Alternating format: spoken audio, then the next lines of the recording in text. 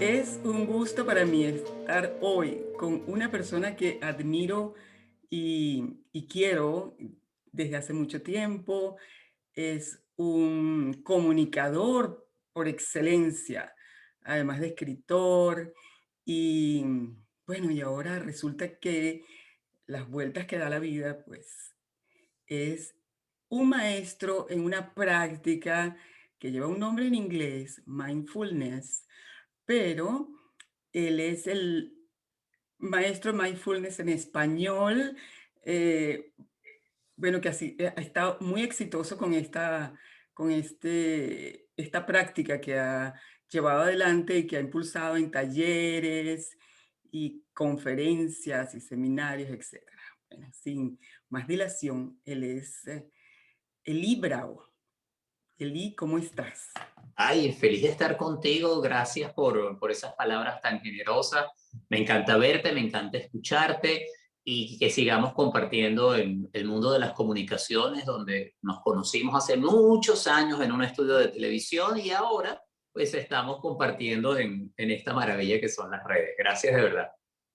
Sí, a mí me encanta, estaba recordando hoy cuando me estaba arreglando para esto del Zoom, que Eli Bravo fue la primera persona que como que me dio a mí la oportunidad de hablar de este tema muy tímidamente, hace muchos años, no sé cuántos años, que yo lo llamé y le dije, ¿qué te parece si yo hablo de mi experiencia sobre la muerte con mi hijo y lo que él le pasó, le sucedió, que se fue y volvió?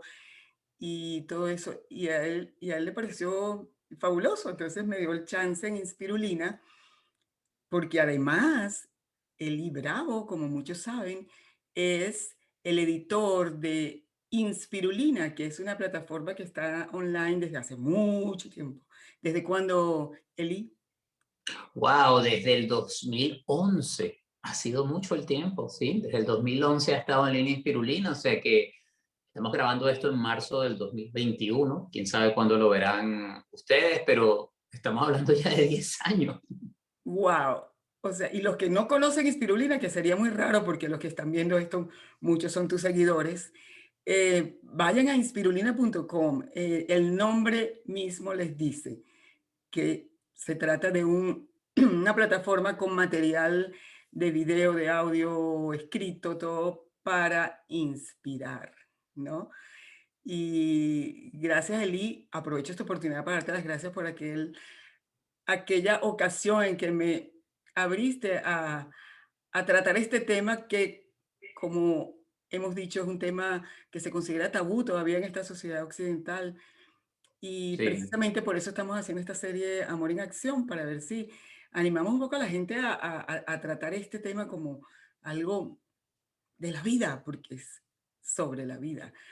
Yo quisiera que Es tú... un tema que es que es cierto, ¿no? Tiene que ver muchísimo, muchísimo con la vida. Y a mí me gustó la oportunidad que tú nos estabas abriendo a nosotros para llevar este tema espirulina, porque me parecía que era importante que se hablara y se comenzara la conversación. Sabía que era importante para ti, porque también parte del proceso para ti era poder contar y adueñarte de esa historia y además porque tenía una gran curiosidad conociendo tu experticia en lo que es la narración, tanto audiovisual como en lo escrito. Dice, bueno, aquí hay un material que hay que compartirlo y me encanta saber que tantos años después este sigue siendo para ti algo importante y además sé que se ha expandido mucho más, ya no es solamente tu hijo, sino cómo tú has ayudado a otras personas a procesar sus pérdidas, a vivir la muerte de seres queridos o también entender y manejar la propia muerte en su vida. Gracias, Eli. Eh, Quisiera pues comenzar un poco por ahí. Primero, bueno, yo pudiera decir en líneas generales qué es el mindfulness, pero prefiero que lo digas tú y cómo esa práctica, porque es una práctica, ¿verdad? Eh, Pudiera ayudar a personas que han perdido seres queridos a Mm. soltar el dolor. Sí, wow, qué buena pregunta. A ver, mindfulness se traduce muchas veces como atención plena o conciencia plena. Se trata de prestar atención a las experiencias del presente, poder conectarnos con el presente y ver con mayor perspectiva el pasado y el futuro. una de las cosas que personalmente me ha gustado mucho del mindfulness es que me ha dado herramientas para desarrollar autoconocimiento, podemos llamar también insight, utilizando una palabra en inglés. Me ha dado la oportunidad de desarrollar capacidad de tolerancia emocional, me ha ayudado enormemente en mi actual trabajo como psicoterapeuta y me ha permitido incluir dentro de mi forma de ver el mundo y de ser los principios de la psicología budista. Y en el budismo, la muerte es un componente fundamental. Está allí para ser testigos y también para verla en la dimensión de la vida que tenemos aquí y ahora. Y hay una historia budista que me gusta mucho y que la he utilizado en muchas oportunidades cuando trabajo con mis pacientes y estamos procesando pérdidas que pueden ser de seres queridos o también entendiendo la pérdida en un sentido más amplio de objetos, de lugares o de etapas de la vida.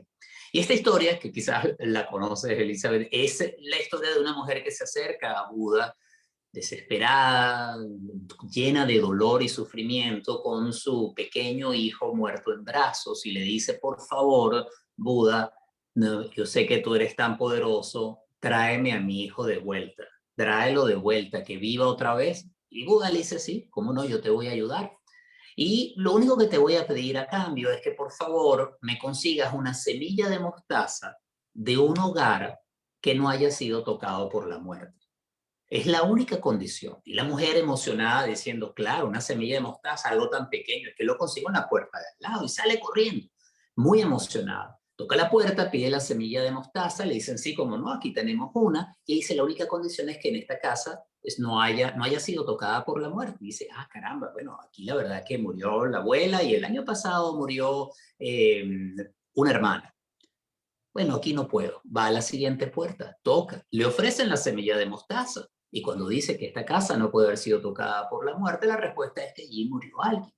Y así al final del día, tocando puerta por puerta en ese caserío y en otros caseríos aledaños, regresa ya teniendo una conciencia del espacio que tiene la muerte en la vida de todos los seres humanos y le dice a Buda, pues ya entendí, todos los hogares han sido tocados de una forma u otra por la muerte. Todos nosotros hemos sido tocados por la muerte.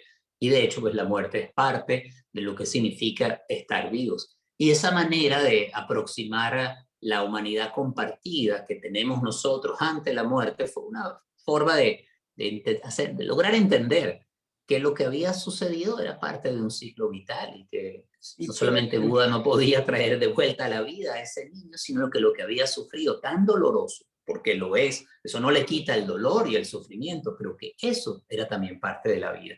sí, Entonces esta visión que es como más sí, amplia a mí me gusta mucho. sí, disculpa que te interrumpa. Ese cuento es tan poderoso que fue uno de las lecturas que yo tuve que más me impactó y fue después de la muerte de mi hijo. Inclusive yo coloco ese cuento en mi libro, ¿no? Amar más allá de la vida. Este, es muy poderosa esa enseñanza budista, porque es una enseñanza que viene del budismo. Y es como que si ella le dijo, yo sé que aunque me lo regreses, igual se va a morir. Entonces, enséñame lo que nunca muere. Esas fueron supuestamente las palabras que le dijo a Buda. Enséñame sobre lo que nunca muere y de eso se trata, ¿no? ¿Y qué es lo que nunca muere? Pues allí va precisamente ese camino de entenderlo y de sentirlo y de traerlo al corazón, a la mente, al cuerpo. Así es. Entonces, ¿cómo es que el mindfulness nos va a ayudar a aprender eso que nunca muere o a sobrellevar ese dolor cuando hay una pérdida? Sí. Claro, vamos a decir como que en un plano inmediato o cercano, el mindfulness permite desarrollar tolerancia ante las emociones que se están viviendo. Esa tolerancia emocional ayuda a transitar los procesos de pérdida, ayuda a darle perspectiva, a poder abrazar ese dolor, cosa que nos cuesta mucho poder abrazar el dolor, pero es que en el momento en que podemos abrazar y permitirnos sentirlo, posteriormente podemos hacer el proceso de soltarlo. Es difícil soltar algo que no hemos contemplado, con lo que hemos estado completamente. Y esto, de nuevo, yo sé que es más fácil decirlo que experimentarlo en el momento del dolor, suena como algo imposible, pero en ese nivel inicial, una práctica de mindfulness ayuda a estar con esa emoción y a estar con el proceso. Pero si lo queremos ver más allá, si esta práctica le queremos dar un contexto más espiritual, estaríamos hablando de la capacidad de conectar con aquello que no muere, con aquella conciencia que es capaz de presenciar y experimentar lo que nos sucede en la vida, a quienes lo llaman la naturaleza búdica, la verdadera esencia. Tiene tantas maneras de nombrarse y que tiene que ver al final más como una experiencia que es trascendental, trascendental en el sentido que nos conecta con algo que es más grande que nosotros mismos. A mí no me gusta ponerle mucha definición, meter eso dentro de un corral, porque es que eso significa algo distinto para cada quien y se experimenta de distintas maneras. Pero hay una capacidad a través de la práctica del mindfulness, de la meditación, de conectar con algo que está más allá de nosotros. Lo puedes llamar si quieres transpersonal, por otro de los nombres que también se le puede dar. Y allí uno conecta con ese amor del cual tú hablas. Uno conecta con ese nivel de relación que va más allá de decir madre, hijo, padre, hijo, mi hermano o mi padre, sino que va a un nivel ya más de alma. Lo puedes ver energéticamente. De nuevo, allí es en donde no me gusta entrar mucho en la definición por palabras, porque para cada quien esta experiencia es distinta, pero estoy seguro que en algún momento y de alguna manera podemos haber sentido ese instante en que hay una conexión que nos trasciende, que va más allá de nosotros. Eso es lo que nos mueve, eso es lo que persiste y eso es lo que podemos amar de una manera incondicional en nosotros mismos y los demás. Y allí hay una manera de cómo incluir la muerte como parte de ese ciclo. O para utilizar la imagen más común también en el budismo, en esa rueda en la que estamos todos nosotros girando. Mira, Eli, ¿y cómo es eso de que ese muchacho que comenzó en la televisión, en la radio, no sé, muy jovencito, porque eras adolescente, creo yo, tendría 18 años, no sé, este, que pasó por tanta, o sea, eras el comunicador que andaba en todos lados, en la radio, en la televisión, en Venezuela, en Miami, toda Latinoamérica, y que de pronto fue tomando esa conciencia de que había algo más allá. Fue porque generalmente sufrimos esos cambios después de algún proceso fuerte, ¿verdad? Por eso se dice nunca, mi maestro lo dice, no rechaces los desafíos, las cosas duras que te suceden, porque de ahí vienen las bendiciones y vienen los aprendizajes. ¿Cuál fue ese remesón Ah, que Ali Bravo lo hizo como, o a lo mejor no fue una sola cosa, pero ese paso, ¿no? Ahora al muchacho calmado, bueno, muchacho, te lo digo de cariño. muchas gracias por lo que me toca, por lo de muchacho y por lo de calmado. Este muchacho que ahora, bueno, por lo menos trata de enseñar esa calma que da el mindfulness. No, pero sí estoy más calmado, sí estoy más calmado. De hecho, cuando tú me conociste, no era exactamente una persona calmada, muchacho, sí era. No hubo un solo evento, la verdad, Elizabeth, no es que hubo algo, no pasó algo, porque efectivamente hay personas que llegan a estos cambios radicales por una experiencia cercana a la muerte, o una pérdida importante, o momentos de crisis. Bueno, a mí me ha pasado un poco de todo, ¿no? Ha habido un poco de todo esto, pero sin decir que hubo un momento que sea bisagra. Quizá algunos eventos o algunas cosas que hice en mi vida sí me acercaron a esto. Por ejemplo, un tiempo en el que estuve navegando solo en un barco en el Caribe, en donde pude conectar mucho con la soledad y conmigo mismo, mi deseo siempre de viajar, pero poniéndolo en el contexto de nuestra conversación, yo siento que de alguna forma hay una parte mía que murió y hay otra que nació. Y eso ha ocurrido dentro de mi mismo ciclo de vida, mi mismo ciclo de desarrollo humano. Entonces, hubo un momento en el cual me di cuenta que esa parte de ese periodista o ese periodista que estaba en todos lados, no me sentía tan identificado con esa imagen. Por otra parte, su contexto y circunstancias también estaban transformándose radicalmente. Tiene que ver con el proceso en Venezuela. Y había también como un cambio y un interés nuevo que estaban haciendo en mí. Entonces allí empezó esa transición que no fue, ¿sabes? No fue fácil y me llevó, por ejemplo, a episodios de depresión, me llevó a episodios de búsqueda, de confusión, y ese proceso, en mi caso además fue largo, incluyó el dejar que muriera esa imagen que para muchas personas estaba como muy clara, muy definida, ¿no? O sea, quien me ve y dice, ay, yo me acuerdo de ti hace 30 años cuando hacías tal cosa. Poder agradecer a ese Eli del pasado, pero dejar que de alguna manera se vaya, ¿sí? Despedirlo, me ayudó a crear este nuevo yo. He escrito varias veces sobre que ya no soy el mismo, no soy el mismo que te conocí y la verdad es que tú tampoco eres. No. Somos seres distintos y si nos damos la posibilidad de cambiar, y yo creo que en la vida podemos cambiar y muchas veces en realidad estamos celebrando el cambio y la vida en sí mismo, ¿no? Entonces, sí, ha sido un proceso, ha sido fascinante en algunos momentos, ha sido muy confuso, esto ha incluido, tú sabes, terapias, llanto, confusión, de todo, o sea, me ha pasado de todo, bueno, como sucede en la vida. Sí, entonces podríamos, si estamos hablando de pérdidas, podríamos decir que hay gente que también se pierde a sí mismo. A lo mejor eso fue un poco lo que te sucedió, ¿no? Sí, es muy cierto, es muy cierto. Creo que hay personas que se pierden a sí mismas y que de alguna manera pierden esa conexión con su esencia, con lo que realmente les ha llenado y ahí empiezan, por ejemplo, lo puedes ver, procesos de angustia, procesos ligados a depresión, que tienen una raíz, podríamos llamarla casi existencial, ¿sí? Es una de las áreas que me gusta trabajar mucho Buenísimo. con mis pacientes. Pero por otra parte, hay quien se resiste a la pérdida y a dejar ir ese evento o situación del pasado. Y el estar entonces aferrado a ese pasado aumenta el sufrimiento que trae algo que ya no es. Si yo me hubiera aferrado a ser la misma persona que era cuando tenía 22 años, pues la verdad que hubiera sido para mí muy difícil, no me hubiera permitido cambiar, crecer.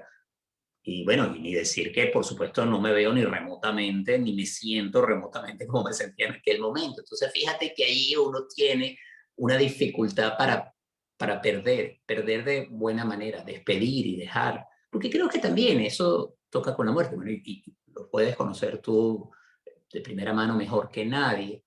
Hay una forma de dejar pues vivir esa pérdida con lo cual ganas algo distinto. Y entonces ya no estás atado a un recuerdo, o estás atado a un recuerdo, estás conectado a un amor que persiste. Sí, y no quiere decir que tú vas a olvidar a tu amado que se fue a otros planos.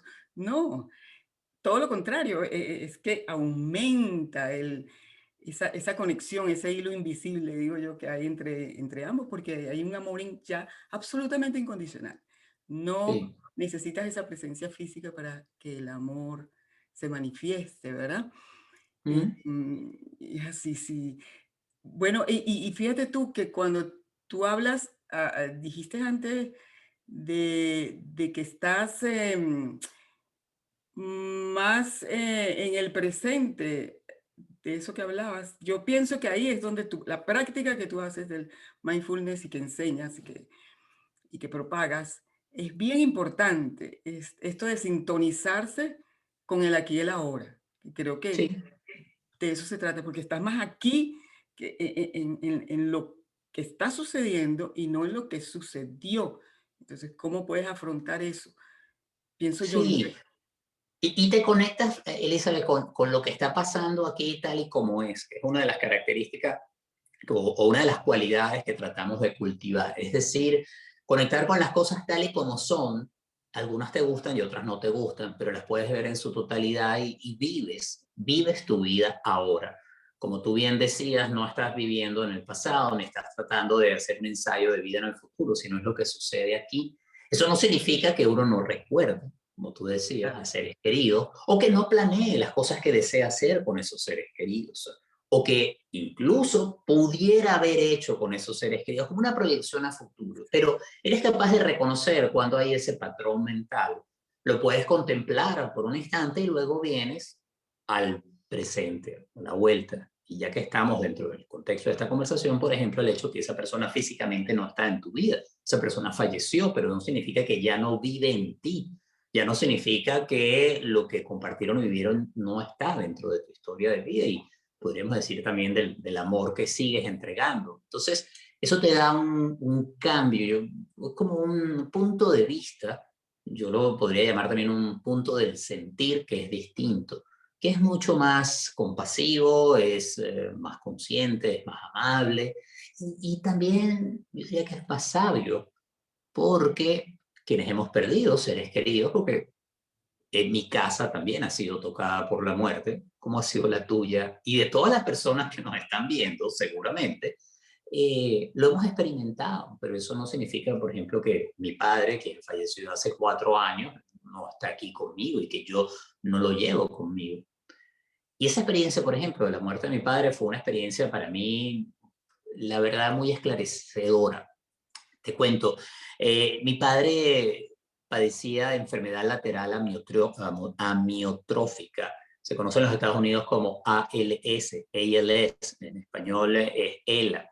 Es una enfermedad que progresivamente deteriora toda la melanina que hay en las neuronas motoras que van desde el cerebro hasta las extremidades y a todo el cuerpo, y al momento que se deteriora esa melanina, la neurona como tal muere.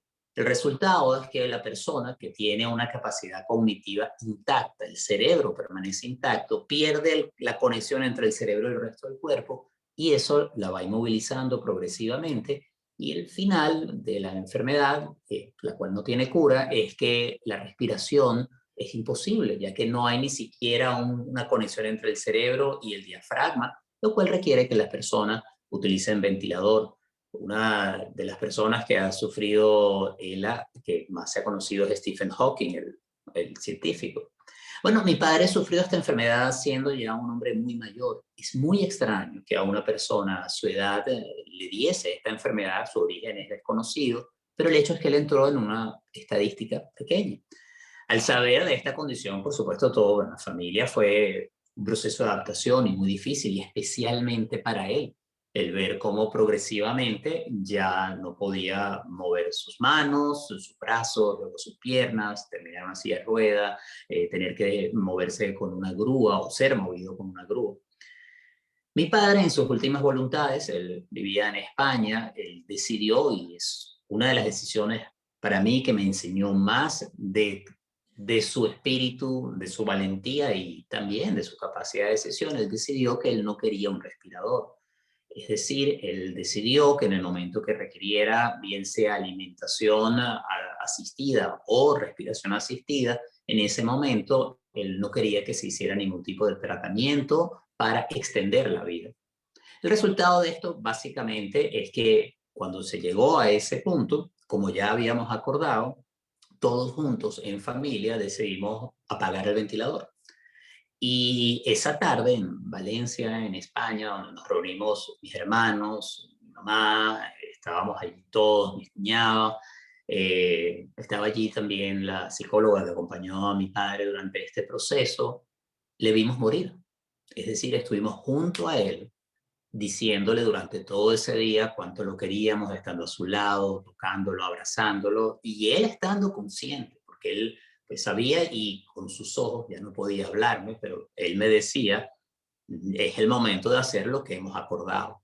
Algo además que yo le había asegurado siempre, tú me vas a decir cuándo es el momento y yo lo voy a cumplir, y ese fue el acuerdo que habíamos hecho previamente.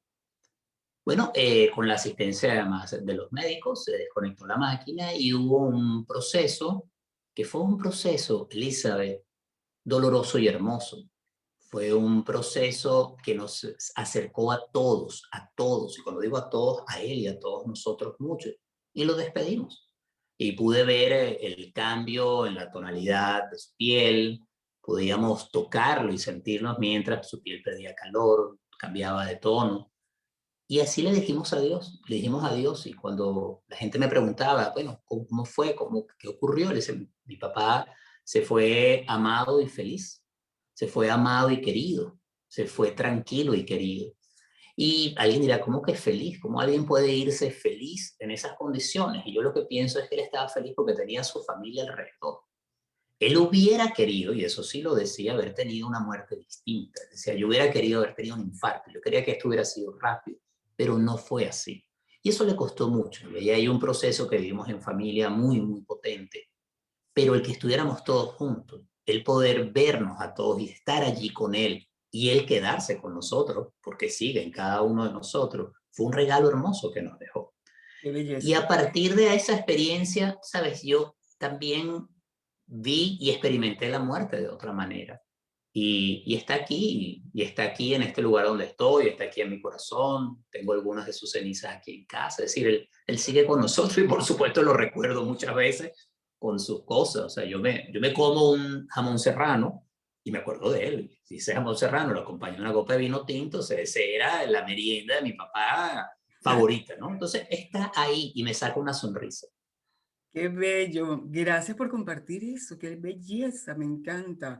Es porque es una experiencia tan sublime y que no todos se la pueden dar porque es una experiencia, wow. Yo creo que es, cuando tú dices, bueno, la gente me pregunta cómo fue eso, este, a lo mejor otra persona dice qué terrible ver a mi papá irse, pero tomarlo desde ese punto de vista del amor, porque ahí lo que había era puro amor, ¿verdad? Había amor Los y juntó una a todos. cosa, permíteme, y no se podía hacer otra cosa e hicimos todo lo que pudimos y él también. Entonces allí era como que no había otro camino, es decir, él no quería seguir porque él podría haber seguido años conectado, pero él no quería estar así. Y fue su decisión. Y aquí yo quiero traer otro tema, Elizabeth, que es, tú sabes, el derecho a morir dignamente, que ese es un tema que también ha sido tabú en nuestra sociedad y yo entiendo lo polémico y quienes lo puedan ver rechazándolo y eso lo entiendo y es una conversación que tenemos que tener. ¿Por qué una persona que está en una condición, por ejemplo, una enfermedad terminal, se le debe obligar a extender su vida?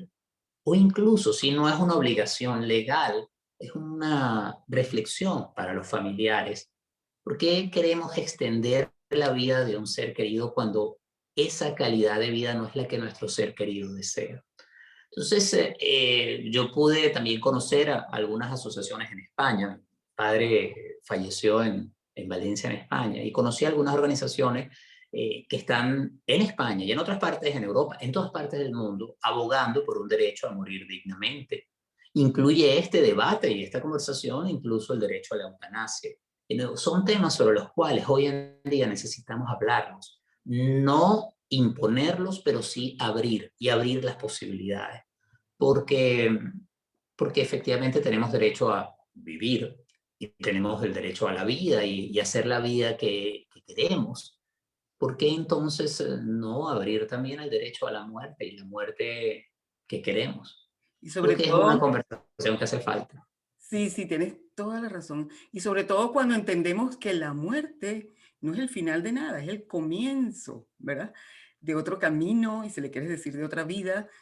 Entonces, pues yo tengo todo el derecho a decidir sobre eso. Sí, sí. Cuando mi Y calidad ¿sabes de qué, vida... Elizabeth? Incluso para quien crea que la muerte, después de la muerte no hay nada, Ok. también esa puede ser una opción. Es decir, hay quien dice, no, en el momento que alguien fallece ya se acabó y está bien. Mm, Yo no creo que uno pueda imponer una forma de ver lo que sea la vida después de la muerte. Eso, de nuevo, va para cada quien. Pero incluso para quien dice, esto se acaba aquí, también que tenga ese derecho de decir, bueno, sí, se acaba aquí, pero que exista ese derecho, que exista esa conversación que permita llegar a una legislación, que permita llegar a un derecho que sea una opción.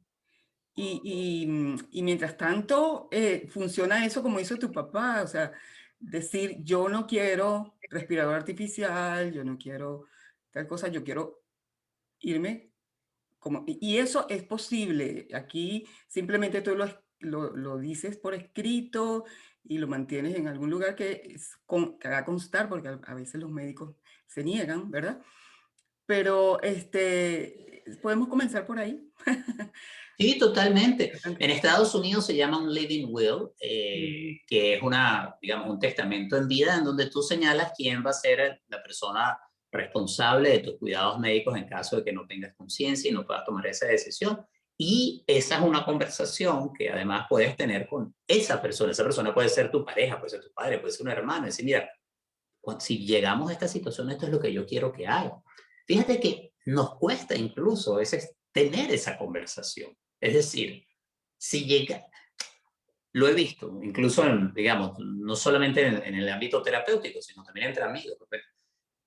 No habla uno con otro, por ejemplo, en pareja, de si quieren ser cremados, enterrados o qué quieren que suceda con su cuerpo. Dicen, no, yo no puedo hablar de eso. ¿Cómo voy a hablar de eso? Un poco, hay gente que dice, no, si hablo de eso lo atraigo, o si hablo de eso va a suceder, o eso me hace sentir muy incómodo. Y dice, pero sí, yo sé que es incómodo, pero es bueno tenerlo. Y eso además abre la posibilidad de apreciar la vida. Así que parece un absolutamente. contrasentido, pero yo siento que poder hablar y contemplar la muerte nos conecta más con la vida y con lo que tenemos en esta vida. Sí, sí, es así. Es ese tabú, esa creencia de que inclusive es pavoso, es la palabra pavoso, hablar de esto, por Dios, ¿no? Este, también me gustaría, porque todos estos procesos de pérdida, así sea la pérdida de ti mismo, este, conllevan un proceso de duelo. Es exactamente esa depresión, todo ese proceso que tú dices, por ejemplo, que viviste, estabas en un proceso de duelo, ¿verdad? Sí, Estabas en un sí, proceso de sí. duelo por una pérdida, que, por ejemplo, esta práctica del mindfulness te puede ayudar en ese proceso de duelo. Mm. Fíjate que allí vuelvo a la capacidad de regulación y de conexión con las emociones. El proceso de duelo, y es importante entenderlo, proceso de duelo. No es que el duelo es uno solo y hay una sola manera de vivir un duelo. No todas las personas viven los duelos iguales, ni tampoco toma el mismo tiempo para poder vivir ese proceso. Hay quienes pueden decir, he superado el proceso de duelo. Hay quien puede decir, no, no lo he superado. ¿Sí? Hay que entender que aquí es algo muy personal y que acelerarlo, apurarlo, negarlo, pretender que ni siquiera existe, no es lo más sano para nuestra psique y para nuestra alma, ¿no? Entonces, en el momento de que la práctica de mindfulness se puede incluir en el duelo, ayuda a reconocer sus etapas, a saber cuando, por ejemplo, estamos en una etapa de negación de esa pérdida o hay una etapa en donde hay rabia ante la pérdida o donde uno ya puede empezar a negociar a la situación y por negociación a lo que me refiero es abrirse un proceso de aceptación y de entender lo que está ocurriendo, incluso de integrarlo, de integrar esa pérdida como parte de la historia personal. Por otro lado, ayuda a desarrollar la tolerancia ante la incomodidad de esa emoción o de esos pensamientos, saber que pueden estar allí. Y con el mindfulness se logra crear una suerte como de distancia, de capacidad de percibir, de notar. En inglés usamos la palabra de awareness, to be aware, de estar conscientes y percibiendo ese ciclo que estamos viviendo en el momento y no ser absorbidos por él, no estar enredados solamente en el proceso, sino reconocer que estamos viviendo ese proceso, pero que ese proceso no es todo lo que somos ni es lo único que hay en nuestra vida. Ese espacio de distancia, de perspectiva, ayuda entonces a poder transitar con menos sufrimiento el dolor. Y aquí hay una distinción también que se utiliza mucho dentro de la psicología budista, esa diferencia entre dolor y sufrimiento, que también se ha hecho muy popular, que se resume muchas veces en que el dolor es natural y el sufrimiento es opcional. Me parece un poco ruda esa manera de ponerla, pero lo que nos dice es que fundamentalmente hay eventos que son dolorosos por naturaleza y una pérdida es dolorosa. Perder a un ser querido es doloroso. así como perder espacios, momentos de la vida, perder un país, perder una ciudad, perder un amor. Ese dolor en el momento que se va cargando de una mayor resistencia ante la experiencia y se carga de esos procesos mentales, se convierte en un sufrimiento. El sufrimiento es que se magnifica esa pérdida, se magnifica el peso. Christopher Germer, uno de mis maestros, él tiene junto a Christine Neff una fórmula que ellos dicen que el dolor elevado a la resistencia es igual a sufrimiento. Es decir, que el dolor, mientras más resistencia tiene, exponencialmente aumenta ese sufrimiento. Y por sufrimiento lo que podemos entender es un sufrimiento físico, mental y espiritual, que tiene una causa y un origen en el dolor. Y de nuevo, no es que las cosas no duelan, pero la manera como lo vivimos, cuánto lo resistimos o cómo lo evitamos, hace que el sufrimiento sea mayor. Y entonces esta práctica te ayuda a reducir la resistencia, bajarle la potencia al dolor, te ayuda también a estar con ese dolor, incluso, como decía antes, abrazarlo. Y en ese momento puede empezar la curación o la sanación o el sencillamente apreciar, como dices tú, ese amor que persiste y que no muere cuando muere una persona. Sí, Eli, y por último, ¿qué herramienta le podrías dar sencilla, alguna clave, alguna herramienta de mindfulness para Mm, estas personas? Porque sabes que bueno, la cuenta mía la sigue gente que ha perdido, la mayoría de ellos han perdido seres queridos y están en ese proceso de duelo, de soltar el dolor. ¿Qué práctica sencilla? Yo sé que en unos minutos no puedes dar una clase de mindfulness, pero ¿qué práctica podrías recomendarle a estas personas? claro, mira, si quieres vamos a hacer una práctica juntos. ¿Qué te parece? ¿De cuánto tiempo? A ver. Bueno, que tú me dices y yo la adapto. Lo que tú digas. Tenemos un minutito, 2 minutitos. 2 minutitos. Sencillo entonces, mira, muy Vale. fácil, Elizabeth. Si quieres poner la mano en el pecho, si se siente bien, la pones en el pecho. Si no te gusta ponerla en el pecho, no la ponga. Cierra los ojos y conecta con la sensación y el movimiento del cuerpo cuando respira. Es decir, cuando inhalas, se expande y cuando exhalas, siéntelo en la mano, baja el pecho y el cuerpo se contrae, colapsa un poco. Hazlo otra vez, inhalas a tu ritmo y exhalas, conecta con esa respiración y ese movimiento. Y fíjate si ese movimiento de inhalar y exhalar lo puedes unir a unas palabras muy sencillas, que es amor que recibes cuando inhalas y amor que entregas cuando exhalas. Y ese amor puede ser el amor que recibiste de ese ser querido. Y cuando exhalas el amor que entregaste y que le diste a ese ser querido.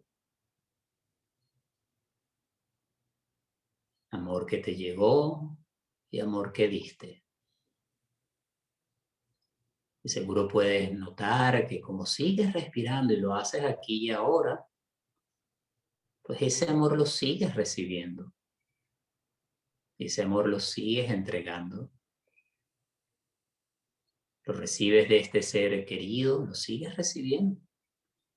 Y lo recibes de otras personas, seres queridos que están físicamente contigo. Y lo sigues exhalando y se lo sigues entregando a este ser querido y también a esos otros seres queridos y a la gente que te cruzas día a día, que siguen recibiendo tu amor. Es amor que recibes y amor que entregas. Y cerrando esta breve práctica, envíale un agradecimiento a esa persona por el amor que te ha dado y también el amor que has sentido.